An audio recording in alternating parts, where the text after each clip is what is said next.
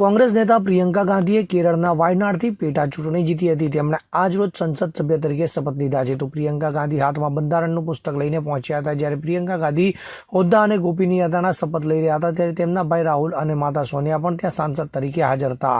આ દરમિયાન તેમનો પુત્ર અને પુત્રી રેહાન વાડ્રા અને મીરા વાડ્રા સંસદ પહોંચ્યા ત્યારે લોકસભા સ્પીકર ઓમ બિરલાએ પ્રિયંકા ગાંધીનું નામ બોલાવતા જ તેઓ પોતાના હાથમાં બંધારણની પુસ્તક લઈને પહોંચ્યા અને શપથ લીધા હતા. તો મહત્વનું છે કે રાહુલ ગાંધીએ પણ આવી જ રીતે શપથ લીધા હતા.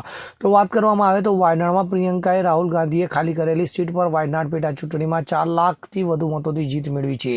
આ રીતે ગાંધી પરિવારના 3 લોકો આજથી સાંસદમાં જોવા મળશે. તો બીજી તરફ આજરોજ ગુરુવારે પણ અદાણી ગ્રુપ સામેના આક્ષેપોના મુદ્દે તાત્કાલિક ચર્ચાની કોંગ્રેસની માંગણી ફગાવી દેવામાં આવતા હોબાળાના પગલે રાજ્યસભાની કાર્યવાહી ગુરુવાર બપોરે 12 વાગ્યા સુધી સ્થગિત કરી દેવામાં આવી હતી. તો આ વિપક્ષી સભ્યોના હોબાળાના કારણે લોકસભાની કાર્યવાહી શરૂ થયાના થોડી જ મિનિટોમાં સ્થગિત કરવામાં આવી હતી.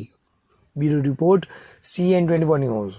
હવે જુઓ દેશ દુનિયાની તમામ ખબરો તમારી આંગળીના ટેરવે. ઉઠાવો મોબાઈલ અને Google Play Store પરથી ડાઉનલોડ કરો અમારી CN24 ન્યૂઝ મોબાઈલ એપ.